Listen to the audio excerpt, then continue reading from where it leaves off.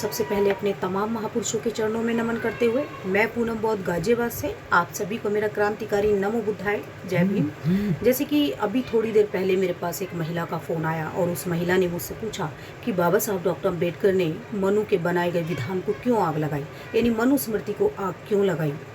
तो मैं बताना चाहती हूँ कि इस संसार के पहले ऐसे मसीहा जिन्हें सबसे ज़्यादा जो लगाव था, जो प्यार था, वो अपनी पुस्तकों से था। 54,000 से भी ज़्यादा पुस्तकें बाबा साहब की लाइब्रेरी में थी। यहाँ तक कि जब वो अमेरिका में पढ़ने के लिए गए तो 2,000 पुस्तकें वहाँ से खरीद कर वो लाए। और एक बार पंडित मदन मोहन मालवीय ने बाबा साहब से कहा कि डॉक्टर अम्बेडकर, ये लाइब्रेरी आप मुझे 2 लाख रुपए में दे दो। लेकिन बाबा साहब को गुस्सा आ गया और उन्होंने कहा कि ये पंडित मदन मोहन मालवीय, आज तो तुमने ये बात बोल दी है, लेकिन आज के बाद ये बात कभी भी मत बोलना, क्योंकि ये पुस्तकें मुझे अपनी जान, मुझे अपनी पत्नी, मुझे अपने बच्चों से भी ज़्यादा प्यारी है।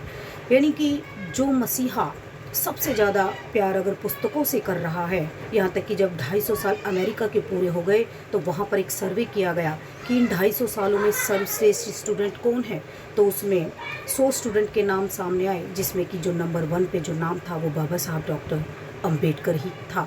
और उन्हीं के सम्मान में कोलंबिया यूनिवर्सिटी में बाबा साहब का एक स्टैचू लगाया गया और उस स्टैचू के नीचे लिखा गया द सिंबल ऑफ नॉलेज, यानी ज्ञान का प्रतीक बाबा साहब को कहा गया। अमेरिका के राष्ट्रपति बराक ओबामा ने कहा कि काश डॉक्टर अम्बेडकर हमारे देश में पैदा होते तो हम उन्हें सूर्य कहकर पुकारते। आखिर वो मसीहा एक किताब को आग लगा रहे हैं तो क्यों? आखिर उस किताब में क्या लिखा हुआ था? क्योंकि बाबा साहब के संविधान से पहले एक विधान था जिसका नाम था मनुस्मृति, और उस विधान के अनुसार एक इंसान ने दूसरे इंसान को इंसान समझना बंद कर दिया। हजारों तरह की पाबंदी लगा दी गई।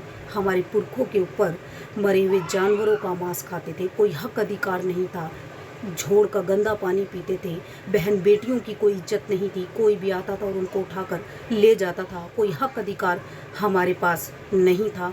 और ऐसे ही कलंकित संविधान को या विधान को बाबा साहब डॉक्टर अम्बेडकर ने उसको आग लगा दी और हमें उस गुलामी भरी ज़िंदगी से मुक्ति दिला दी। एक तरफ तो कलंकित संविधान को आग लगाया और दूसरी तरफ इस देश को सर्वश्रेष्ठ संविधान बाबा साहब डॉक्टर अम्बेडकर ने दिया, जो समता, समानता, न्याय और बंधुता पर वो आधारित है। और मैं प्रत्येक बहुजन समाज की महिलाओं से ये कहना चाहती हूँ कि आप मनुस्मृति को पढ़िए, आपको अपनी हैसियत पता चल जाएगी कि हमारी उस विधान के अनुसार हमारी हैसियत कितनी थी। क्योंकि आज जितने भी तमाम अधिकार हम लोगों को मिले हैं, आज सम्मान के साथ सर ऊंचा करके आज हम लोग चल रही हैं, तो वो सिर्फ और सिर्फ बाबा साहब डॉक्टर भीमराव जी की बदौलत। और मैं कहना चाहती हूँ, जिस दिन हमारी बहनों ने मनु के बनाए गए संविधान को पढ़ लिया, वो उस दिन वो उसके मुंह पर इतना थूकेंगी कि उसके मुंह का पित्तदान बन जाएगा। और जो हमारी बहनें आज मनु के विधान को उन्होंने पढ़ लिया है, आप लोग ने देखा भी होगा कि राजस्थान के हाई कोर्ट के परिसर में जो एक मनु का स्टैचू भी लगा हुआ है और 2 महिलाओं ने जाकर उस मनु का मुंह काला कर दिया। तो मनु का मुंह काला प्रत्येक महिला को करना चाहिए था, क्योंकि उसने उस विधान में हम महिलाओं के लिए बहुत गलत बातें लिखी गई हैं।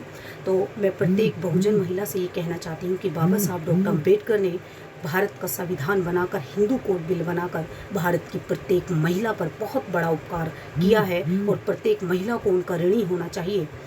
और अपने इतिहास के बारे में जानकारी हम सभी को होनी चाहिए। इसी के साथ मैं अपनी वाणी को विराम देती हूँ। आप सभी को मेरा एक बार फिर से नमो बुद्धाय, जय भीम।